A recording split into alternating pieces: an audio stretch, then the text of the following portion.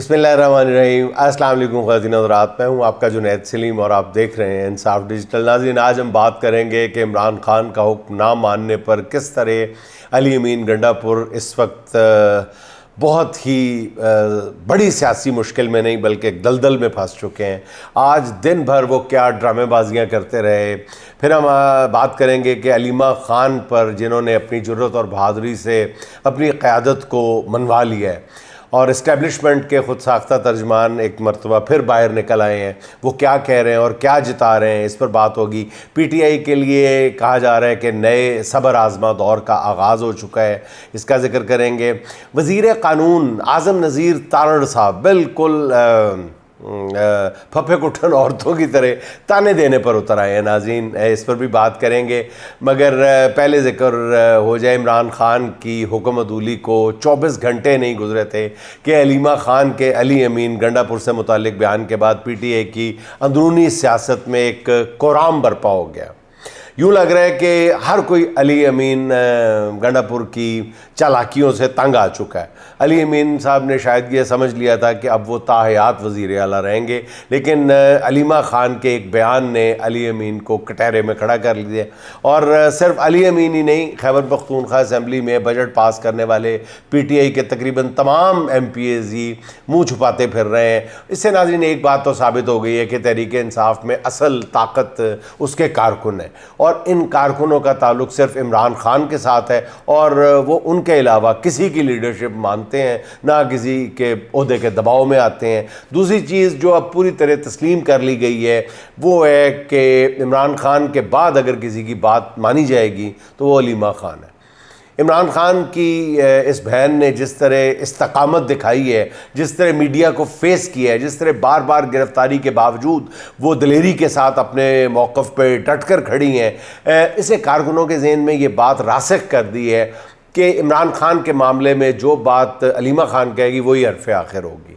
यानी दूसरी तरफ आप ये सोचें कि PTI के कारकुन इस वक्त उस बंदे की या उस खातून की, उस इंसान की बात मानने के लिए तैयार है जो दिलेरी का मुज़ाहरा करता है। अलीमा ख़ान ने नहायत दानिशमंदी के साथ पार्टी के तंजीमी स्ट्रक्चर को छेड़े बग़ैर पार्टी में सबसे मजबूत पोजीशन हासिल कर लिया। अब यही वजह है कि अली अमीन को पहली बार पार्टी के अंदर बहुत हज़ीमतनाक अंदाज में घुटने टेकने पड़ रहे हैं। इससे पहले अली अमीन गंडापुर ने सादा लो बुशरा बीबी को भी सियासी तौर पर निपटा दिया था, मगर अलीमा ख़ान ने अपनी जहानत और इस्तकामत से अली अमीन गंडापुर को सियासी तौर पर लेम डक यानी लंगड़ी बतख बना के रख दिया। नाज़रीन, बुशरा बीबी का जिक्र मैं इसलिए कर रहा हूँ कि जब बुशरा बीबी को CM KP हाउस में ठहरना पड़ा था तो उस वक्त इन्होंने बाकायदा अली अमीन गंडापुर साहब ने उनको यरगमाल बनाए रखा था और कहीं बात करने की भी इजाज़त नहीं थी, बाकायदा उनको खामोश करवाया गया था। मैं पूरे यकीन के साथ ये बात आपको बता रहा हूँ, बल्कि उनकी भाभी को बाकायदा बाहर जाने की भी इजाज़त नहीं थी, कमरे के अंदर महबूस करके रखा गया था। तो उस वक्त नाज़रीन मुझे इस बात का पता था और बहुत सारी बातें उसी वक्त से आश्कार होना शुरू हो गई थी कि अली अमीन गंडापुर साहब जो हैं वो किस मार पे हैं, लेकिन उस वक्त कहना मुनासिब नहीं था, इसलिए कहा भी नहीं गया। नाज़रीन, ये पहला मौका नहीं है कि अली अमीन गंडापुर ने इमरान ख़ान की हुक्मदुली की है। अली अमीन की जो सरकशी है उसकी पूरी एक लंबी तारीख़ है। माजी में जब भी उसने इमरान ख़ान की हुक्मदुली की पार्टी में किसी में इतनी ज़रूरत नहीं थी कि वो जब भी उसने की है अली अमीन गंडापुर ने, पार्टी के अंदर एक खामोशी थी, एक दहशत थी उसकी और किसी में इतनी ज़रूरत पैदा नहीं हुई कि उसका मुआवजा कर सके। लेकिन इस बार अलीमा ख़ान ने अली अमीन को सिर्फ एक बयान से उस मुकाम पर पहुँचा दिया है कि अगर अली अमीन ने पूरी तंदही से अपना रास्ता या किबला दुरुस्त ना किया तो मुझे लगता है कि अली अमीन गंडापुर की सियासत जो है वो अपने ख़ात्मे की तरफ जा रही है। नाज़रीन, बाज़ लोग ये भी कह रहे हैं और बड़े वो ऑथेंटिक लोग हैं जो ये ख़बर दे रहे हैं कि अली अमीन गंडापुर जो हैं वो एक तो उनको लालच भी दिया गया है और एक उनकी दोस्तियां भी ताकतवर लोगों के साथ बहुत है, लेकिन इस बार पहले भी 2 बार उनको ब्लैकमेल किया गया है इस बार उनको जिन शवाहिद की बुनियाद पे ब्लैकमेल किया गया है बजट की मंजूरी के हवाले से, वो जो शवाहिद और सबूत थे वो इतने ठोस थे, इतने नाकाबिले तरदीद थे कि अली अमीन गंडापुर साहब के पास और इसके सिवा कोई चारा नहीं था कि वो ताकतवर लोगों की या सरकार की इस डिमांड के सामने सर झुका देते कि जी मैं सबसे पहले बजट मंजूर करवा के दिखाऊंगा। वरना लोग आज भी सवाल करते हैं जिसका जवाब गंडापुर के पास नहीं है कि अगर आपने बजट मंजूर ही करना था तो 30 की आखिरी रात को कर लेते हैं। सबसे पहले बजट मंजूर करवा के किसकी अना की तस्कीन की गई है, एक बहुत बड़ा सवाल है जिसका किसी के पास कोई जवाब नहीं है। तो नाज़रीन, कहा यह जा रहा है कि उनके भाई के हवाले से कुछ शवाहिद ऐसे रखे गए उनके सामने कि उनको बिल आखिर उस अना की तस्कीन के लिए यहाँ तक जाना पड़ा, ये रिकॉर्ड कायम करना पड़ा कि सबसे पहले आप बजट मंजूर करें, बग़ैर किसी रद्दोबदल के करें, और बग़ैर किसी रद्दोबदल के ही बजट मंजूर करवाया गया। नाज़रीन, अजीब व गरीब बात है जिसका गंडापुर के पास भी कोई जवाब नहीं है। अच्छा नाज़रीन, इसके बाद पार्टी से आने वाला रद्द अमल इतना खौफनाक था कि आज फिर सुबह होते ही अली अमीन दरख्वास्त लेकर सुप्रीम कोर्ट पहुंच गए।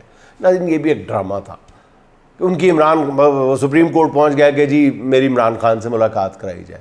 अली अमीन गंडापुर अपने वकील लतीफ़ खोसा के साथ जस्टिस मंसूर अली शाह की अदालत में पहुंच गए, जिस पर जस्टिस मंसूर अली शाह ने कहा कि वो इस मामले में कुछ नहीं कर सकते, बेहतर होगा कि वो ये दरख्वास्त लेकर चीफ जस्टिस याहिया अफरीदी के पास जाए। यूँ नाज़रीन, एक जारी केस की समाअत के दौरान अदालत को कहना कि जी वो उनकी दरख्वास्त को सुने, ये मेरी समझ से क्या कानून के हर तालिब इल्म की समझ से बाहर है। शायद इसके लिए भी ख़ास तौर पे दानिस्ता तौर पे जस्टिस मंसूर अली शाह साहब की अदालत का इंतखाब किया गया ताकि उन्हें भी एक और अंदाज में मुताज़ा बनाया जा सके। इसके बाद अली अमीन गंडापुर ने फिर एडिशनल रजिस्ट्रार सुप्रीम कोर्ट को दरख्वास्त दी जाकर, तो ये काम पहले कर लेते आप। ये बचकाना सी हरकत थी। अली अमीन गंडापुर की ये जो फुर्तियाँ हैं ये बिल्कुल ड्रामेबाजी के सिवा कुछ नहीं है, सब लोग जानते हैं। और मैंने कल ही अर्ज़ किया था कि वो ये सब कुछ करेंगे।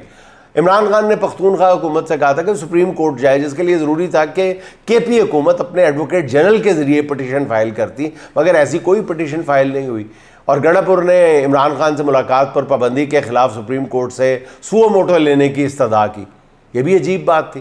हालांकि सबको पता है, बच्चा जानता है कि 26वीं तरमीम के बाद सुओ मोटो लेने का इख्तियार जो है वो ख़त्म कर दिया गया है, चीफ जस्टिस के पास नहीं है। अब सुप्रीम कोर्ट जाने की इस रंगबाजी के बाद मीडिया से गुफ्तगू करते हुए अली अमीन गंडापुर ने कहा कि इमरान खान को कौन माइनस कर सकता है, उनकी बहन कह रही है तो उनकी बहन से जाकर पूछ लो, मैं सिर्फ इमरान खान को जवाब दे हूँ। अली अमीन, हमारे उनकी बॉडी लैंग्वेज नाज़रीन बता रही थी कि वो बहुत बुरी तरह बुखलाए हुए हैं, उनके पास कहने के लिए अल्फाज नहीं है, उनके पास बताने के लिए कोई मौक़िफ़ नहीं है, कोई बयानिया नहीं है। उन्होंने कहा कि बजट पास करके केपी हुकूमत ख़त्म करने की साजिश नाकाम बना दी है। मतलब अली अमीन मुसलसल तावीलें पेश कर रहे हैं कि बजट पास करके उन्होंने कोई गलत काम नहीं किया, मगर इन तावीलों से काम बनता हुआ नज़र नहीं आ रहा। बैरिस्टर शहजाद अकबर ने कहा है, बिल्कुल दुरुस्त कहा है उन्होंने, कि इमरान खान अली अमीन को फारिग कर दे तो इस्टेब्लिशमेंट भी अली अमीन को मुंह नहीं लगाएगी। जिस दिन इमरान खान ने अली अमीन से हाथ उठा लिया वो भी परवेज़ खटक, जहांगीर तरीन और अलीम खान बन जाएंगे। अच्छा नाज़रीन, लाहौर हाई कोर्ट से इमरान खान की ज़मानत की दरख्वास्तें मुस्तरद होने के बाद इस्टेब्लिशमेंट के तर्जमान बने हुए हमारे भाई मुनीब फ़ारूक साहब का कहना है कि बहुत पहले ये ख़बर दे दी थी कि हालात ठीक नहीं बल्कि और ज़्यादा ख़राब हो रहे हैं, और इससे ये भी मुराद है कि अदालत के फ़ैसले देने से पहले ही मखसूस लोगों को इल्म था कि क्या फ़ैसला आएगा। मुनीब फ़ारूक के इस बयान से फिर ये बात साबित हो गई है कि अदालतों की कोई हैसियत नहीं है। जजेस अब सिर्फ जज होने की एक्टिंग के सिवा कुछ नहीं करते। अदालती फ़ैसले बता रहे हैं कि किसको ज़मानत लेनी है और कहाँ से उसकी इजाज़त लेनी है, किसको बोगस मुकदमात से जान छुड़ानी है तो पहले ताकतवरों की दहलीज़ पर सजदा रेज़ होना पड़ेगा, अपने मामलात ठीक करे, फ़ैसले खुद ब खुद ठीक आना शुरू हो जाएंगे। जब ताकतवरों से डील हो जाती है तो फिर यही लाहौर हाई कोर्ट जो है वो अरबों रुपए के गबन के मुकदमात में सज़ा याफ्ता एक साबिक वज़ीर आज़म को 50 रुपए के स्टैम्प पेपर पर इलाज की गर्ज से बाहर भेजने का तारीख़ी फ़ैसला भी दे देती है। अब नवाज शरीफ पाकिस्तानी तारीख़ के शायद वाहिद सज़ा याफ्ता कैदी थे जो इलाज की गर्ज से अदालती इजाज़त के बाद बैरून मुल्क गए। लेकिन अगर आपकी इस्टेब्लिशमेंट से लड़ाई चल रही है, अगर आप ठीक नहीं है, तो फिर बग़ैर सज़ा के भी कैदी को ज़मानत नहीं दे सकते। ये भयानक रवायत डाल दी गई है कि बग़ैर ट्रायल किसी भी सियासी शख्सियत को 2 साल से भी ज़्यादा पाबंद सलासल रखा जा सकता है। अब तो नाज़रीन लगता है कि इमरान खान को ज़मानत का हक़ दिए बग़ैर ही सज़ा सुनाने का भी मंसूबा है। तहरीक इंसाफ के लिए नाज़रीन कहा जा रहा है कि एक तवील और सब्र आज़मा वक्त शुरू होने वाला है। बहुत सारे लोग ये बात कर रहे हैं, लेकिन मैं यकीनन इसके हक़ में भी दलाइल दिए जा सकते हैं। लेकिन नाज़रीन, जब ये जो लोग ये बात करते हैं तो मेरे जहन में एक बात आती है कि उनका मुवाजना किया जाता है इस वक्त पीटीआई जिन हालात से गुजर रही है, एक तरफ सरकार की मजबूती का दावा किया जाता है, ये बात बिल्कुल फरामोश कर दी जाती है। जिसके साथ भी मुवाजना किया जाता है कि माजी करीब में पूरी दुनिया में, या कम अज़ कम हाँ पूरी दुनिया में ही, मैं सिर्फ एशिया की बात नहीं कर रहा, जनूबी एशिया की बात नहीं कर रहा, पूरी दुनिया में कहीं पर भी 80-90% आवाम की ख्वाहिशात को इससे ज़्यादा लंबे अरसे तक दबाया नहीं जा सका, गला नहीं घोंटा जा सका। खल्के खुदा का, इतनी बड़ी तादाद में खल्के खुदा, 20-25 करोड़ लोग एक तरफ खड़े हों और चंद लोग जो है वो उनका गला घोंटने पर तुले हुए हों और वो इतने तवील अरसे तक वो कामयाब हो जाए, ऐसा कहीं पर भी नहीं हुआ। माजी करीब क्या, माजी बईद में भी नहीं हुआ। हमें मिसाल नहीं मिलती। कुछ 100 साल पहले कोई ऐसे हुआ हो तो हुआ हो, ये पिछले 30-40 सालों में तो ऐसा नहीं हुआ, कहीं पर भी नहीं हुआ। पूरी दुनिया में किसी खित्ते में ऐसा हुआ है तो मुझे उसकी मिसाल ज़रूर बताइएगा नाज़रीन। अच्छा, ये जो सख्ती की बात की जाती है, वो कहते हैं कि ऐसा नहीं है कि पार्टी के लिए हालात पहले हौसला अफजा थे, मगर मेरे ख्याल में ये कहा जा सकता है कि आने वाले दिन जो है वो सख्त ज़रूर हो सकते हैं, लेकिन मुस्तकिल नहीं हो सकते। इन हालात में जब पार्टी के अहम रहनुमा जो है ऑब्वियसली वो कॉम्प्रोमाइज़ भी हैं, कारकुन डायरेक्शन लेस नज़र आ रहे हैं, लीडर जेल में है और उनके अहकामात पर मिनोअन अमल नहीं हो रहा, बल्कि उससे भी बड़ी बात यह है कि उनके अहकामात जो हैं मिनोअन बाहर भी ठीक तरह से नहीं आते। अमल होना या ना होना तो बाद की बात है।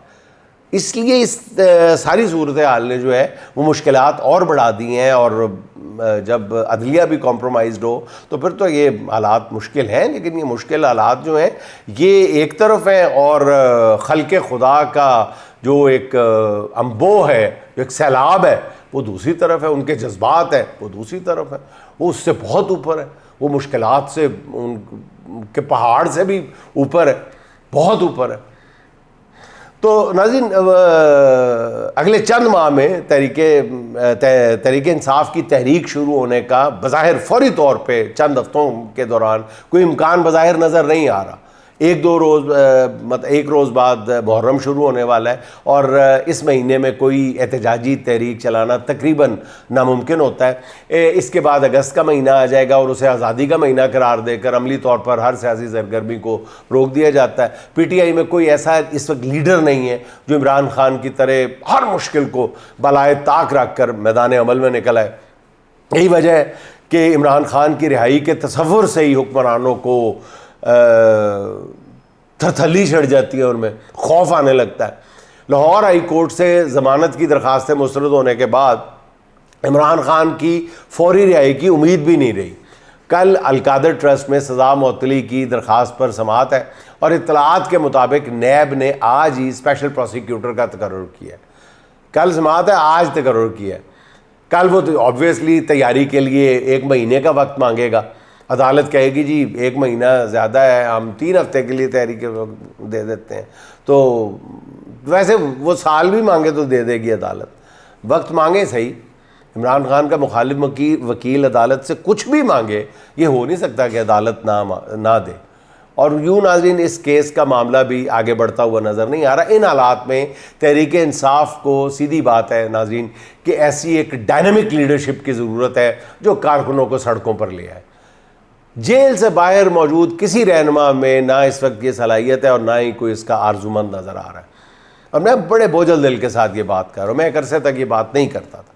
मेरे ख्याल में अवामी क़यादत का ये खला जो है ये अलीमा ख़ान को ही पुर करना पड़ेगा। ऐसा हो गया तो फिर नाज़रीन सितंबर अक्टूबर में किसी बड़ी तहरीक की बुनियाद रखी जा सकती है, और मेरी इत्तलात ये हैं कि तहरीक इंसाफ ऐसा ही करने जा रही है। और अभी इसके बारे में मैं मज़ीद आपको इत्तला या ख़बरें नहीं दे सकता, शायद अगले 1-2 दिन में आपको इस हवाले से एक बड़ी ख़बर से आगाह कर दूँगा। अच्छा नाज़रीन, वफाकी वज़ीर क़ानून व इंसानी हकूक़ आज़म नज़ीर तारड़ ने असम्बली के फ़्लोर पर कुछ ऐसी बातें की हैं जिनसे सरफ़ नज़र करना मेरे लिए तो मुमकिन नहीं है। मैंने सोचा थोड़ी सी इस पर भी बात कर ली जाए। 26वीं तरमीम के खालिक आज़म नज़ीर तारड़ साहब फरमाते हैं कि ऐसी बातें ना की जाएँ जो बाद में वापस लेनी पड़े। बड़ी अच्छी बात की आपने, मगर वज़ीर क़ानून साहब को चाहिए था कि ये बात अपने कायद मियाँ मोहम्मद नवाज़ शरीफ साहब को भी बता देते। जब वोट को इज़्ज़त देने का कोई प्रोग्राम ही नहीं था तो ऐसी बात करने की ज़रूरत क्या थी? या ये बात अपने साथी ख्वाजा आसिफ साहब को बताते, जो आज बड़े फ़ख्र से हाइब्रिड निज़ाम की कामयाबी पे भाषण दे रहे हैं। कल यही भाषण उनके गले का तौक बनने वाला है। वज़ीर क़ानून मज़ीद फरमाते हैं कि काश जेल में मियाँ बीवी को साथ रखने का इख्तियार होता तो मैं ये ज़रूर करता। तारड़ साहब ये तंज जो है इमरान खान और बुशरा बीबी पे कर रहे हैं और साथ में ठट्ठा भी उड़ा रहे हैं कि देखो हमने दोनों को कहाँ पहका हुआ है। कोई बात नहीं तारड़ साहब, कल जब 10 खरब की लूट मार का हिसाब होगा ना, तब ये अल्फाज आप अपने याद रखिएगा। तब ना औरत कार्ड खेलना, ना अपने कायदीन की बुजुर्गी के वास्ते दीजिएगा, क्योंकि कभी के दिन और कभी की रातें। फिर तारड़ साहब फरमाते हैं कि क्या मरियम नवाज़ के कमरे का दरवाज़ा तोड़ने पर चादर और चार दीवारी पामाल नहीं होती थी? तारड़ साहब, हिम्मत है तो फिर पूरी बात सुनाएं, पूरी बात करें और दिल बड़ा करके उसका नाम ले जिसके कहने पे मरियम नवाज़ के कमरे का दरवाज़ा तोड़ा गया था, या फिर ये भी बता दें कि उसकी ट्रांसफ़र की गई थी, किस लिए की गई थी। मगर ये नाम लेने से तो आपके पर जलते हैं। फिर फरमाते हैं कि पूछें नवाज़ शरीफ और आसिफ जरदारी से कि उनके साथ माजी में क्या हुआ। अच्छा, उनसे हम बाद में पूछेंगे। पहले तारड़ साहब आपसे मैं एक दरख्वास्त करता हूँ कि अल्लाह के पाक कलाम पर हाथ रख के बताएं, पूरी ईमानदारी से बताएं। चले अल्लाह के कलाम पर भी हाथ ना रखें, पूरी ईमानदारी के साथ अपने दिल पे हाथ रख के ये बात बताइएगा कि जो सलूक इमरान खान से रवा रखा जा रहा है, क्या उसका अशरे अशीर भी जरदारी या नवाज शरीफ के साथ किया गया था, रवा रखा गया था? वही जरदारी जिसका पेट फाड़ कर आपके कायदीन दौलत निकलवाने का दावा करते थे, उसे ऐवान सदर में लाकर बिठा दिया किसने? और पूछें आसिफ जरदारी से जो नवाज शरीफ को एक नासूर करार देते थे, उन्होंने उस नासूर का क्या इलाज किया? फिर तारड़ साहब, माना कि आपने इस हाइब्रिड रजीम के क़याम के लिए आईन पाकिस्तान की बुनियाद में 26वीं आईनी तरमीम का बारूद रखा है, आपकी वजह से ही आज अदालतें इंसाफ से खाली हैं। बहुत बड़ी कंट्रीब्यूशन है आपकी पाकिस्तान की पाकिस्तान के ये जो इंसाफ के निज़ाम के हवाले से। नस्लें याद रखेंगी जहाँ ख़ुद जजेस जो है वो इंसाफ के लिए मारे मारे फिर रहे हैं। आज आप पूरे निज़ाम क़ानून और इंसाफ की मुश्कें कस कर वज़ीर क़ानून बने हुए हैं। मगर तारड़ साहब, वक्त एक जैसा नहीं रहता। ऐसा ना हो कि ताकत के नशे में आज आप जो बढ़ के मार रहे हैं, कल यही हसरत भरी सदाएं बन जाए आपके लिए। इसलिए अपने कद से बड़ी बातें ना करें खुदा के लिए। इस कौम ने मंजूर कादर और शरीफुद्दीन पीरज़ादा जैसे 30 मार खान भी देखे। और नाजरीन, आखिर में एक अहम तरीन बात भी सुन लें कि जो उन्होंने की है आज़म नज़ीर तारड़ साहब ने, जो सबसे अहम बात की है, वो वाकई सच्ची बात है और वो मैं दिल से मानता हूँ, तस्लीम करता हूँ। इस खिताब के दौरान आज़म नज़ीर तारड़ साहब ने जो एक सच बोला है वो बड़ा ज़बरदस्त है और बहुत बड़ा वो इंकशाफ किया है। तारड़ साहब ने कहा है कि हम कानून के पाबंद हैं और सिर्फ कानून के मुताबिक चलेंगे।